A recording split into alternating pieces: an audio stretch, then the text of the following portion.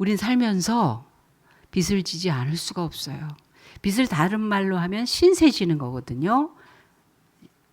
좋은 대우, 사랑의 대우를 받는 거지만 우리에겐 신세처럼 느껴지는 거. 그러니까 우리도 그 대가를 치러야 될 것 같은, 기꺼이, 어떤 때는 억지로. 내가 원하지 않는데도 빚을 질 수밖에 없는 상황이 있어요.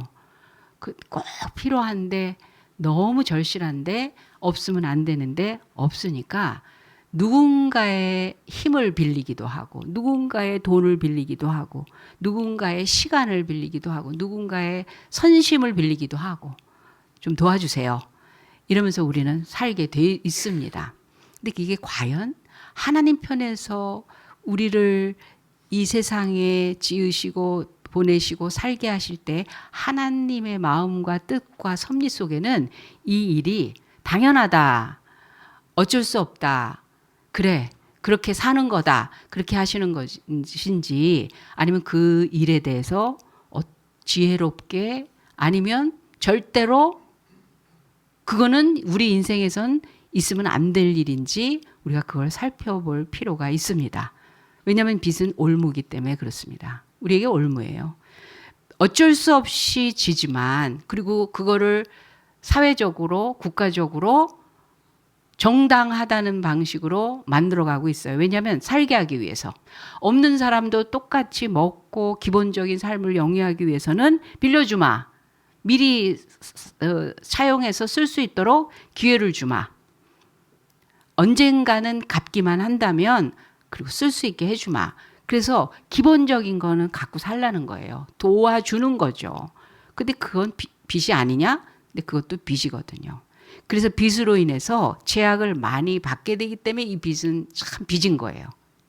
자유로운 활동이 축소되기도 하고 미래에 대한 계획에 차질이 생기고 무엇보다 생계에 대해서 짐이 됩니다. 여러분, 빚이 생겼어요. 어제 꾸어왔어요. 꿀 수밖에 없었어요. 빌려왔어요. 그러면 야, 이제부터 내가 못하던 거 하고 먹고 싶은 거 더 맘 놓고 먹고 재미있게 살자가 아니라 이걸 갚아야 되니까. 심지어 그 빚은 계약서에 의해서 이자까지 정해줘요. 그러니까 그 원금만이 아니라 그거를 쓴 거에 대해서, 빌려줬다라는 거에 대해 수고, 그리고 그 선심, 그 도와준 거에 대해서 고마우니까, 뭐 고마워서 그런 건지 그 대가를 붙여서 갚으라고 하는 계약서에 우리가 사인을 하거든요. 그러니까 먹으면서도 마음 놓고 먹는 게 아니라 갚아야 될 생각을 하면서 먹게 되니까 조심스러워요. 내가 지금 쓰지만, 내 것처럼 쓰지만 사실은 이게 내 게 아닌 거예요. 남의 걸로 쓰기 때문에, 그래서 이거를 빨리 해결해야 될 문제가 되는 거예요.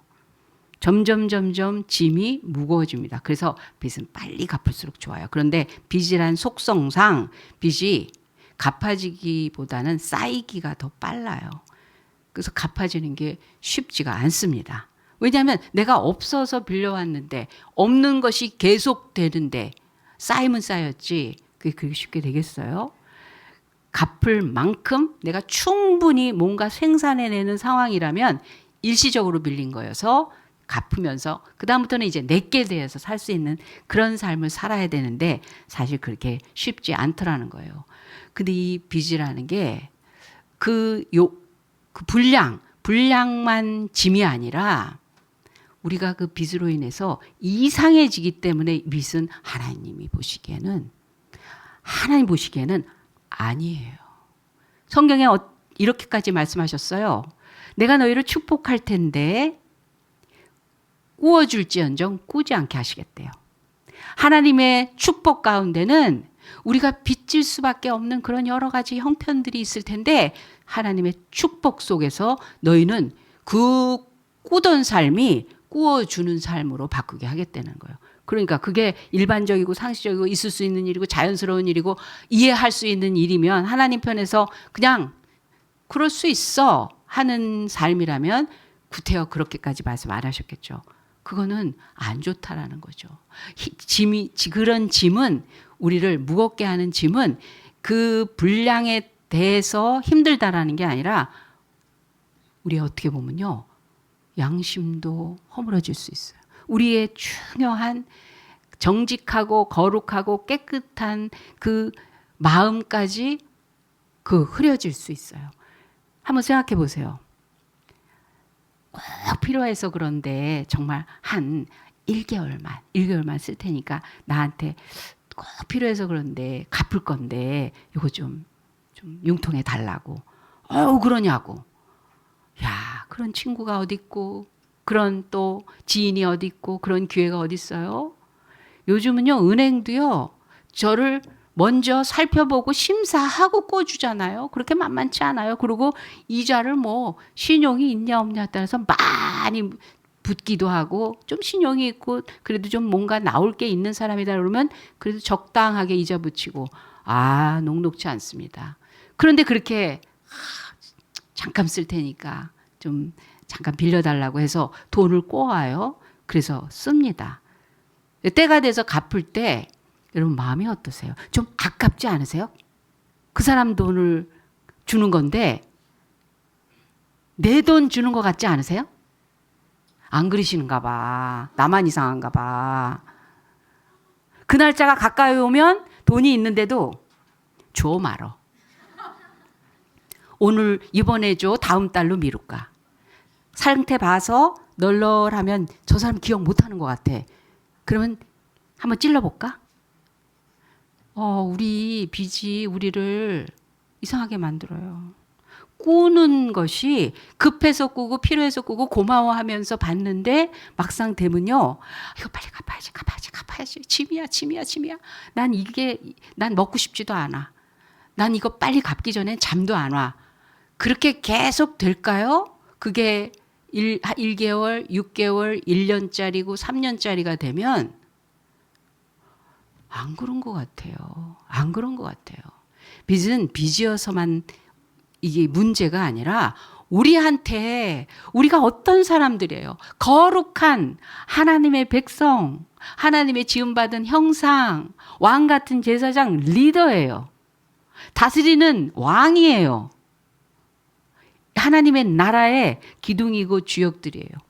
왕권을 가지고 내 거가 아니라 모든 백성들에게 복되게 행복하게 그런 용량으로 마음이 넓고 깊고 너그럽고 그래서 하나님 나라를 맡기고 싶어하는 그런 대상들이에요. 근데 이거 가지고 간들간들 네 거냐 내 거냐 그렇게 된다는 거예요. 이 빚이라는 게 이게 참 무서운 거예요. 무서운 거예요. 어떤 분이 빚을 졌어요. 사업하다 보니까 빚을 진 거예요. 사업이 잘 안 되면 빚을 못 갚는 거죠. 못 갚게 되는 거죠. 돈이 나쁜 거지 사람이 나쁜 거겠어요? 근데 돈 때문에 사람도 같이 나빠지는 걸 봤다고요. 안 갚아. 어차피 너무 많은 빚이 너무 크니까 갚는 것 자체를 포기하고 그런 사람 살리겠다고 뭐죠? 법정 관리하고 또 뭐가 있죠? 개인 회생 뭐 이런 걸로 그걸 지나가게 해주는 거예요. 그러면 없어지는 거예요. 좀 신용만 좀 떨어지는 거지 안 갚아도 되는 것처럼 나라가 만들어줘. 사회가 왜냐 그 사람도 살아야 되니까. 그런데 안 먹고 안 쓰고 그래도 뭔가 나한테 나중에 더 나은 일이 되지 않을까 해서 목돈을 준 사람은 잃어버리는 거예요. 그것 때문에 이것도 못하고 저것도 못하고 그런 게 되는 거예요. 파산 신고하는 게 나아요? 어떤 회생 절차를 밟는 게 나아요? 저한테 그렇게 물어보는 분이 있었다고 했잖아요. 우리 가운데는 없어요. 우리 가운데 들지 못했어요. 그래서 제가 뭐라 그랬냐면 이걸 꾸어준 사람에게 좋은 일로 파산 선고가 나를 위해서 꿔준 사람들에게 더 그래도 유익하고 유리하면 파산 신고고 파산 선고가 답이 아니라 개인 회생이며 뭐며 법정 관리며 그게 더 그분들에게는 더 나은 기회가 된다면 글쎄 그게 뭐가 더 나은 기회가 될지 모르겠어요. 그거 기준을 그렇게 정하세요. 아무런 대책도 관심도 없어요. 나 살기 위해서 뭘 택할까요? 하는 거예요. 그리고 놀러 가는 거예요. 여러분 구워줬는데 그걸로 갚지 않고 여유 있게 놀러 가고 사는데 자기 즐겁게 사는데 쓴다 그러면 그 일이 어떤 일이 될 것 같으세요? 어떤 일이 같으세요? 그냥 나 몰라라 안 만나면 되고 안 보면 되고 그렇게 끝나는 것 같으세요? 사람의 삶은 그렇게만 이루어지는 게 아니에요. 그 일에 대해서 하나님은 오늘 말씀하십니다. 내가 살아가는 데 있어서 필요한 힘을 어디서 구하느냐? 어쩔 수 없이 그런 형편이 된 거예요. 내가 나쁜 짓 하다가 그렇게 된 게 아니에요. 때로는 억울하게 당할 수도 있고 속을 수도 있고 열심히 했는데 상황이 안 따라줘서 그래서 도움을 청할 수밖에 없었고 도움을 받을 수밖에 없게 된 거예요.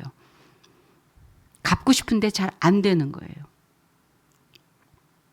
빌렸을 때는 공짜인 것처럼 미리 당겨 쓰다가 나중에는 원래 있는 것까지 포기할 수밖에 없는 그런 일이 생긴 거예요. 교회도 예외가 아니랍니다, 여러분. 교회 건축 잘 해놓고 그 부채를 견디지 못해서 그냥 내놨는데 결국 이단한테 넘어간 교회도 있다는 거예요. 왜냐하면 처음에 감당할 수 없는 너무 많은 빚으로 건축을 했기 때문에. 좋은 의도였어요. 하나님의 전을 잘 지어서 많은 영혼들 구원받고 하나님을 믿는 백성들로 번성 하나님이 원하시는 부흥을 위해서 그렇게 한 거예요. 그런데 좋은 의도일지라도 빚으로 시작한 그 일이 결코 만만한 이 대상이 아닌 거예요. 빚이라는 게 이렇게 만만한 게 아니라는 거예요. 오늘 본문에는 빚진 가정의 이야기가 나옵니다. 그래서 이 빚진 일들이 우리 삶에서 돈으로만 빚이 아니라 이런 신세 저런 짐 많이 내 힘으로는 감당할 수 없는 그런 상황 속에 있을 때 과연 믿는 우리들에게 하나님은 누구시며 우리가 어떻게 이 빚에 대해서 해결할 수 있으며 그리고 이 빚이 우리에게 과연 다음 삶을 열어줄 수 있는 방법이 무엇일까? 하나님은 뭐라고 하시나? 우린 그걸 살펴보려고 합니다.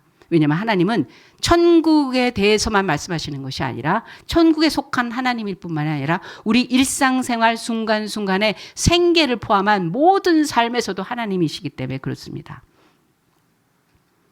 엘리사의 제자가 있었어요. 제자학교의 학생입니다. 그 가정에 아내와 두 아들이 있었습니다. 그런데 이 제자 학생이 죽었어요. 하나님을 잘 경외하며 경건한 삶을 살던 이 제자 학생이 죽은 거예요. 그래서 아내와 두 아들만 남았습니다. 그런데 가난한 거예요. 계속 구워가며 살 수밖에 없는 거예요. 생계가 안 되는 거예요. 빚쟁이들이 계속 와서 빚 갚으라 하는데 갚을래야 갚을 수 없는 그 지경까지 온 거예요. 아마 이거 가지고 저기 틀어맞고 저거 가지고 이거 틀어맞고도 해봤을 거예요. 그런데 이제는 더 이상은 안 되는 상황이 된 겁니다. 사면초가 어떻게 해볼 도리가 없는 거예요. 그랬더니 드디어는 빚쟁이가 오던 빚쟁이들이 나중에 와서는 그러는 거예요. 네 아들을 노동력으로 가져가겠다는 거예요. 그 빚 대신 노동력으로 가져가서 왜? 이 아내보다 어리고 젊은 애들 오래 써먹을 수 있잖아요. 그만큼 니네들은 빚진 게 많다는 거예요. 아들 둘을 데려다가 종으로 삼겠다. 내가 할게요가 안 된다는 거예요. 내가 고생하고 아이들은 살리고 싶잖아요. 나는 못 먹더라도 애들은 먹이고 싶잖아요. 근데 이제 그것도 필요 없어. 너 필요 없어. 네 아들들 데려가야 되겠다. 정말 죽고 싶은 그런 상황이 옵니다. 그동안 꾸었던 게 문제가 아니에요, 지금. 그럴 때 그런 사면초가 어떻게 해볼 도리가 없는 어려운 상황에 직면하게 된 우리는 성경에서 무엇을 하라고 얘기하십니까? 어떤 길로 나아가라고 말씀하십니까? 이 생도의 아내는 첫 번째로 엘리사를 찾아가서 오늘 말씀 보니까 부르짖어 이르되 먼저 엘리사에게 부르짖기 시작합니다. 당신의 종 나의 남편 자기의 처한 사정을 아뢰고 있어요. 이 생도의 아내로서 취할 수 있는 유일한 길이에요. 뭐 다른 거 해보다가 안 됐으니까 사면 초하겠죠. 그럴 때 유일한 길인데 가장 완전한 훌륭한 행동입니다. 여러분, 우리 성경에 그런 위기를 당한 사람들이 많이 나와요. 우리가 살면서 겪을 만한 것들을 성경에 겪은 사람들이 수두룩하게 나옵니다. 그런데 사울 왕은 자기의 인생에 절박한 위기, 나 이러다가 저주받아 죽을 수 있어. 하나님이 결국 하나님의 심판대 앞에서 난 아니야. 아니라고 계속 얘기하셔. 그럼 끝장나는 거 본인도 알아요. 그럼 다윗을 그렇게 쫓아다니면서 다윗에게 뭐라고 하냐면, 다윗이 나는 벌레요 개와 같은 자인데 왜 나 때문에 그렇게 염려하고 걱정하고 나 하나 어떻게 해보려고 그러십니까? 당신은 왕 아닙니까? 그러면서 살려주는 일이 벌어지잖아요. 자기를 죽여도 되는데 살려준 일을 얘기할 때 사울이 회개해요. 입으로. 알아요. 너는 반드시 왕이 될 것이며 하나님이 너를 왕으로 만드실 것이며 네가 나를 선하게 대했기 때문에 너는 선한 왕이다. 이렇게 얘기해요. 그 다음에 또 쫓아가서 죽이려고 해요. 그런 사람이에요. 그 위기 왜 그렇게 반복되냐? 왜 그렇게 반복되냐? 그 위기가 왔을 때 사울 왕은 접신하는 여자를 찾아가요. 신접한 여인을 찾아가요. 그 누구를 대상으로 자신의 인생의 그 모든 절벽, 그 끝자락에서 사면초가에서 누구에게 찾고 부르짖느냐? 신접한 여인을 찾았어요. 사울왕. 하나님을 그렇게 말하면서 한데도 불구하고 또 이 방법 저 방법, 대단한 방법, 내가 아는 방법, 내가 원하는 거, 나한테 인정할 수 있는 그런 방법. 그랬더니 그 결과 사울왕은 세 아들과 함께 나라도 망해버리고 세 아들과 함께 전사하는 일이 벌어집니다. 다윗은 위기가 왔을 때 하나님께로 나가서 살아갈 힘을 요청합니다. 나의 환난 날에 내가 주께 부르짖으리니 주께서 내게 응답하시리라. 여러분, 자기를 공격하고 죽이려고 하는 자는 높은 자요, 힘 있는 자요, 가진 자요, 실권이에요. 실권을 가진 자예요. 그리고 계속 왕성하게 움직이고 있어요. 자기는 어리고 힘없고 그리고 자기 주변에 그래도 당신은 최고입니다. 내가 이걸 드리겠습니다. 이걸로 싸우셔. 군사 동원합시다. 이런 사람이 1도 없었어요. 아주 완전히 혼자예요. 완전히 혼자예요. 뿐만 아니라 그냥 혼자가 아니라 다윗에게 도움받겠다고 나온 사람이 400명이에요. 400명. 400명. 사무엘상 22장 1절에 보면 그러므로 다윗이 그곳을 떠나 아굴람 굴로 도망하매, 그러니까 도망자고 거처가 굴이에요. 근데 그의 형제와 아버지의 온 집이 듣고 그리로 내려가서 그에게 이르렀고 환난당한 모든 자와 빚진 모든 자와 마음이 원통한 자가 다 그에게로 모였고 그는 그들의 우두머리가 되었으니 거지 대장이 돼버린 거예요. 그와 함께한 자가 400명가량이 되었다. 400명이 나오는데 지 사정 때문에 나온 거예요. 다윗 위에서 나온 게 아니에요. 환난당한 자, 빚진 자, 마음이 원통한 자. 그러니까 자기 힘으로 자기 인생을 살아낼 수 없는 빈곤함에 가득 차 있는 무력한 그리고 지사정이 급한 자가 400명이 나와갖고 새끼를 해결해 달라는 거예요. 굴에 있는 사람한테. 이게 말이 되냐고요. 자, 내 위기를 환난 날에 주께 내가 부르짖으리니 하나님께서 나를 지켜주시리라 응답하실 것입니다. 매달린 중에 응답이 뭐냐면 400명 거지가 와. 그런데 이 사람들은 다윗에게 와서 누가 나를 이렇게 만들었어요. 아우, 그 나라에서 내가 그냥 살려고 했는데도 결국은 거지가 됐습니다. 우리 가족 다 뿔뿔이 해체됐습니다. 내가 잘못해가지고 이렇게 됐는데 그래도 나를 좀 받아주실 분은 당신밖에 없습니다. 이러면서 원통, 불평, 원망 이런 말을 하는 사람들이 그 원통함을 하나님께 아뢰는 법으로 바꿨어요. 다윗에게 와서. 기도를 배우고 영성을 배웠어요. 하나님께 부르짖으며 불평하고 원망하던 과거를 벗어나기 시작을 했어요. 우리는 살아가는 데 있어서 어디서 그 필요한 힘을 어디서 얻습니까? 하나님은 천국만 책임지시는 분이 아니에요. 이 땅에서의 생활도 책임지신다. 책임지십니다. 빌리려면 하나님께 빌리세요. 공짜예요. 이자가 없어요. 그리고 분량의 한계가 없어요. 우리는 당신은 얼마밖에는 안 준대. 은행에서도 그렇고. 내가 가진 게 이거밖에 없고 있어도 글쎄 그 이상은 못 줘. 다 그래요. 사람도 그렇고 은행도 그렇고 어디도 그렇고 한계가 있어요. 안 돼요. 이 세상 것 가지고는. 나는 지금 계속 화수분처럼 어디서 나와줘야지 사는데 어디서 그러냐고요. 북한 아무리 도와줘도 계속 가난할 겁니다. 왜? 그 안에서 나오는 게 아니라 계속 받아야만 살기 때문에. 그 안에서 나오는 복이 없어요. 그들에게는 땅이 생산해내는데 한계가 있어요. 우리도 홍수가 나지만 거기 홍수는 그냥 홍수 났더라. 제로. 뭐 북쪽에 홍수가 났는데 뉴스 들어보니까 뭐 1,000명이 죽었네. 뭐 알 길이 없죠. 근데 많이 죽은 것 같아요.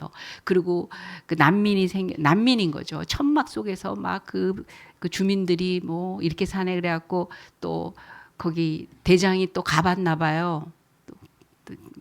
나름 뭔가 대단한 지도력이 있는 대장이라고 알려야 되니까 간 것 같아요. 그랬더니 거기 애들을 보고 내가 데려다 걔네들을 돌보겠다 뭐 그렇게 얘기했다는 거예요.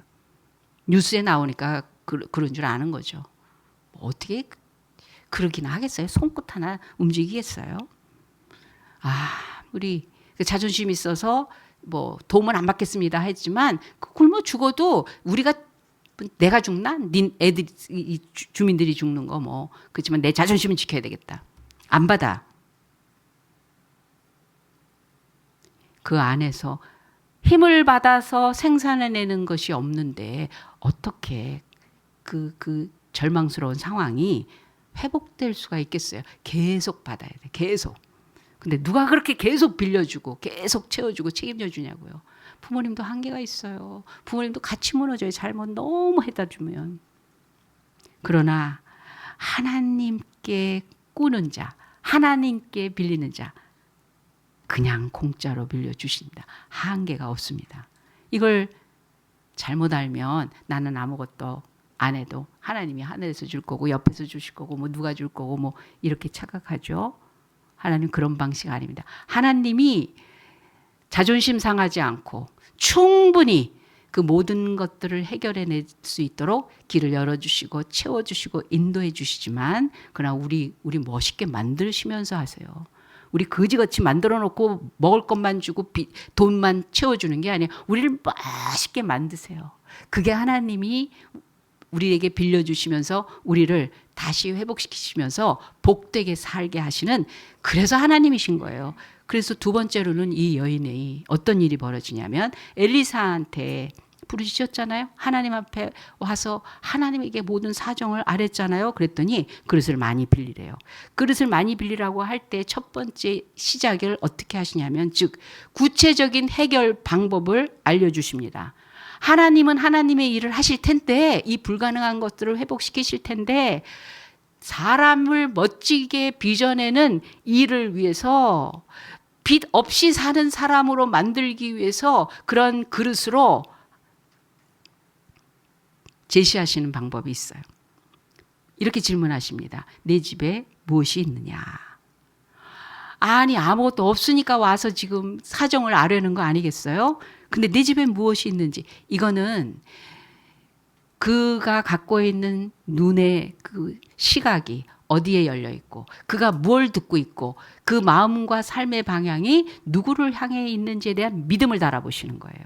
너 그렇게 살다 보니까 빚을 질 수는 있어. 그런데 너 기본 바탕에 삶의 방향이 너의 존재의 의미가 너가 갖고 있는 모든 사정을 어디에다 초점을 맞추고 살고 있느냐 그걸 물어보시는 거예요. 그게 믿음이냐? 그게 믿음이냐? 그랬더니 이 여인이 아무것도 없대. 기름 한 그릇 외에는 아무것도 없습니다. 근데 아무것도 없다에다가 강조점을 둔 거예요. 뭐 이거밖에 아무것도 없어요. 이거죠. 자기가 처한 상황의 심각성을 간곡하게 얘기한 거예요. 근데 엘리사는 다르게 얘기합니다. 기름 한 병 있구나. 기름이 한 병 있네. 이 여인은 부정적인 상황으로 보고 있습니다. 그러나 엘리사는 하나님의 능력을 빌릴 수 있기 때문에 한 병이 있는 거는 대단히 많은 거예요. 하나님은 무에서 유를 창조하시는 분인데 너는 기름 한 병을 지금 갖고 있네. 어유 이게 있네.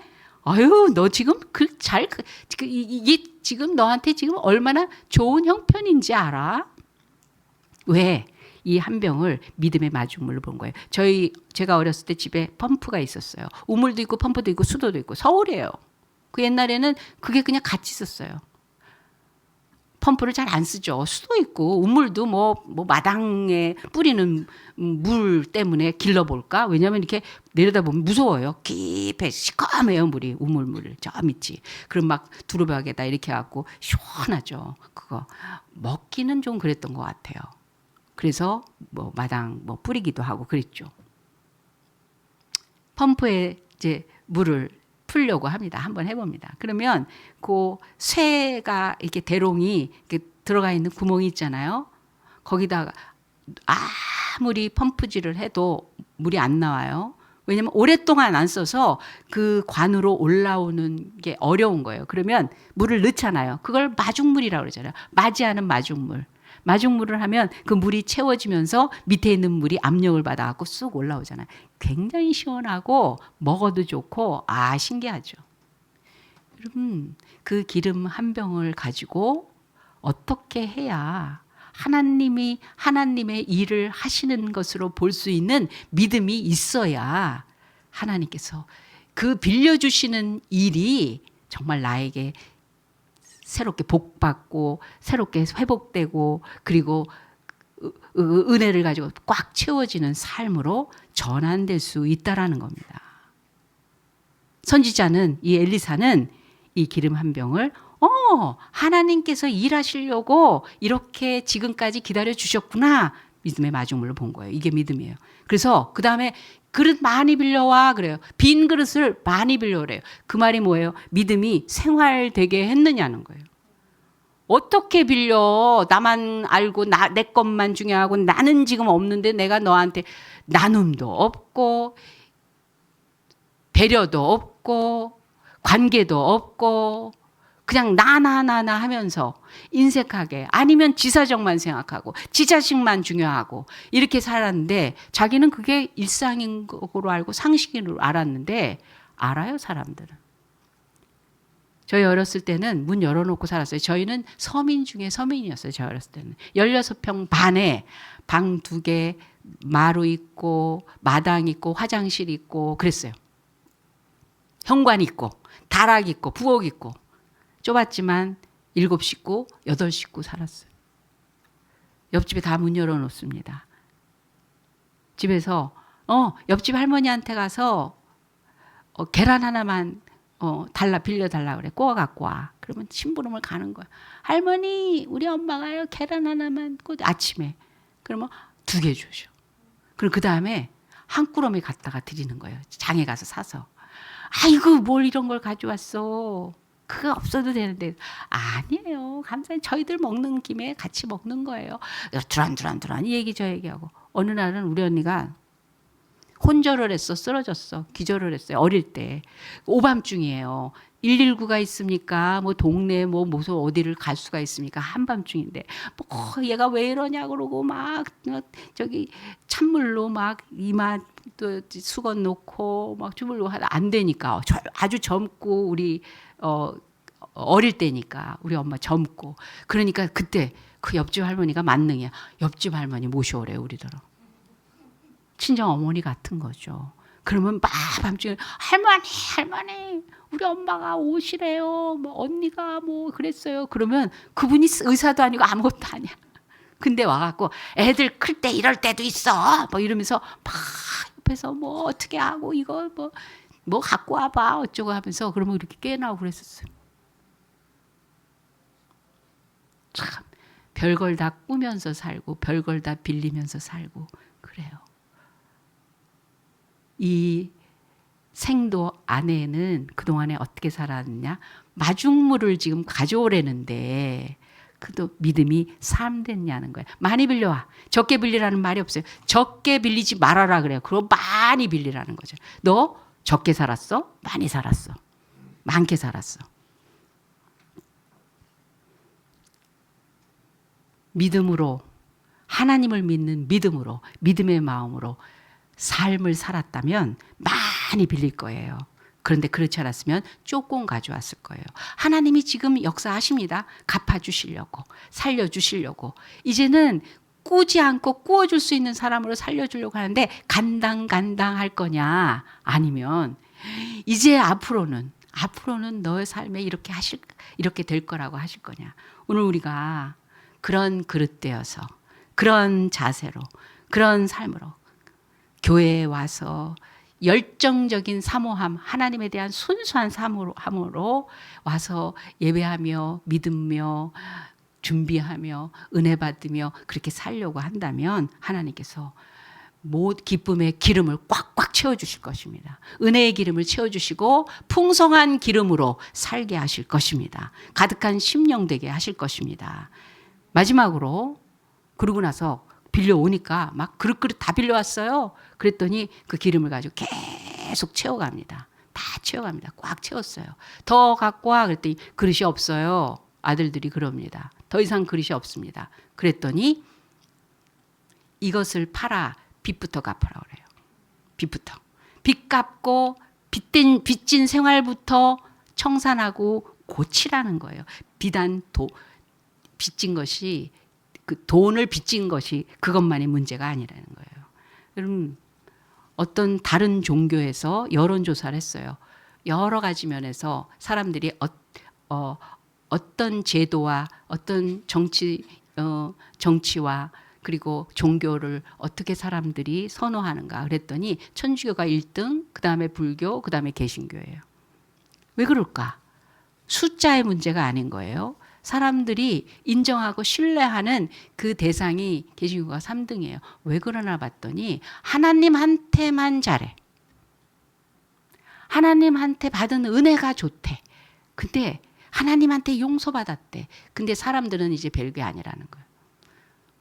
어떤 사람이 아주 몹쓸 짓을 했어. 목사가. 그 외국에서 일어난 일이에요. 영상으로 증거된 거예요. 어쩌면 동서양을 막론하고 어떤 상황에 있든 그런 사람들은 꼭 그러더라고요. 제가 부족했습니다. 잘못했습니다. 여러 가지. 실제로 잘못한 사람한테 미안하다는 소리를 안 해. 그냥 여러분들에게 실망드려서 죄송하대. 국민들에게 죄송하고 정말 부모님에게 가족들에게 미안하대. 자기네가. 진짜 정작 자기가 무릎 꿇고 눈물을 흘리고 보상하며 배상하며 그 일을 해야 될 사람한테 미안하다고 하지 않고 그러고 나서 꼭 그러는 얘기하는 거 있죠. 하나님은 저를 용서하셨습니다. 웃기고 있어. 하나님한테만 잘하려고 하는 것을 하나님은 옳다고 하시지 않아요. 사람에게 마땅히 해야 될 일이 있다면 빚 청산하듯 하라고 한 거예요. 여러분 감사도 비치지 마세요. 감사에 대해서 비치지 마세요. 정말 빚져야 될 거는 어떤 것만 빚지라고 했냐면 사랑에 대해서만 빚지래요. 사랑에 대해서만. 사랑받고 너무 그것이 우리 사랑받아야 돼. 그리고 사랑해야 돼요. 갚는 마음으로 사랑하라는 게 아니라 아니 계란 하나만 꿔주세요.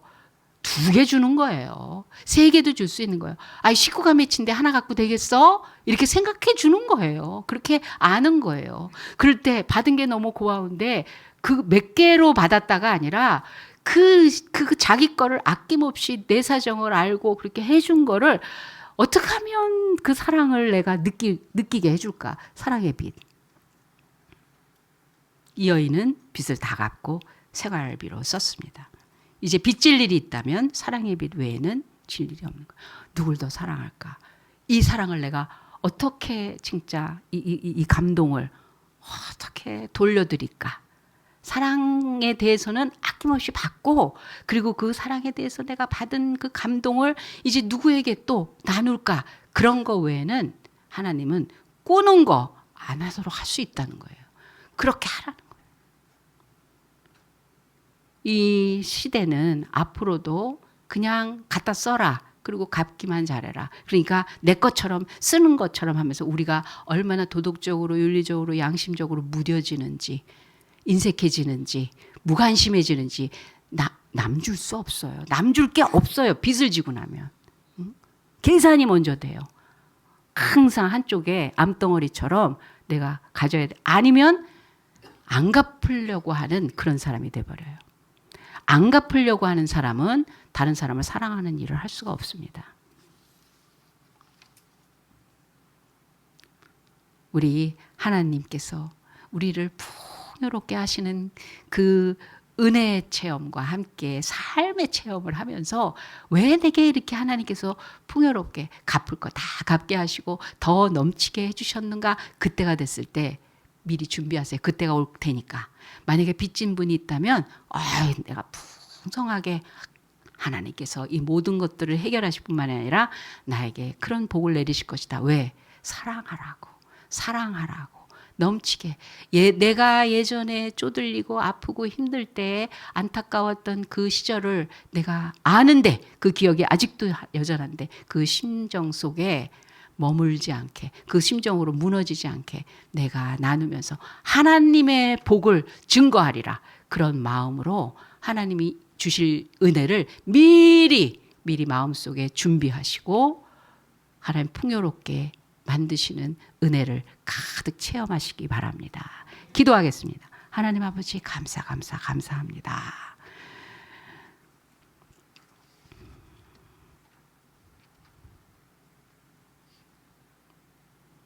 하나님께서 우리에게 우리의 사정과 우리의 마음과 우리의 형편을 너무 아셔서 우리가 살면서 어쩔 수 없이 겪을 일을 미리 아셔서 꾸어줄지언정 꾸지 않게 하시겠다고 먼저 말씀해 주시고 약속해 주시니 너무나 감사합니다.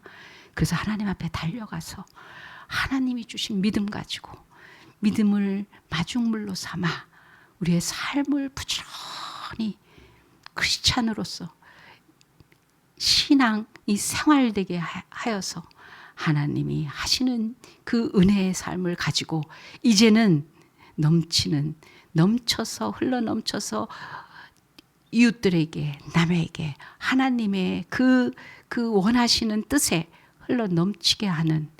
흘러가게 하는 그런 또한 또 다른 마중물이 되겠습니다. 주님 모든 사정을 하나님께 아뢰는 심령들에게 하나님 이 약속의 말씀 붙들고 우뚝 일어서서 하나님께서 넘치게 하시는 그 은총을 따라 미래를 준비하는 심령 되게 하여 주시옵소서. 감사하며 예수님의 이름으로 기도합니다. 아멘. 지금은 우리 구주 예수 그리스도의 은혜와 살아계신 하나님 아버지의 극진하신 사랑 많으심과 성령 하나님의 감화감동 역사하심이 하나님을 향한 믿음이 삶의 현장까지 이어지게 그리고 그 믿음 가지고 하나님에게 큰 은혜와 축복 받고 축복을 나누기로 작정한 우리 새롬교회 성도들과 그 가정과 하는 일 위에 지금부터 영원까지 함께 하실지어다. 아멘.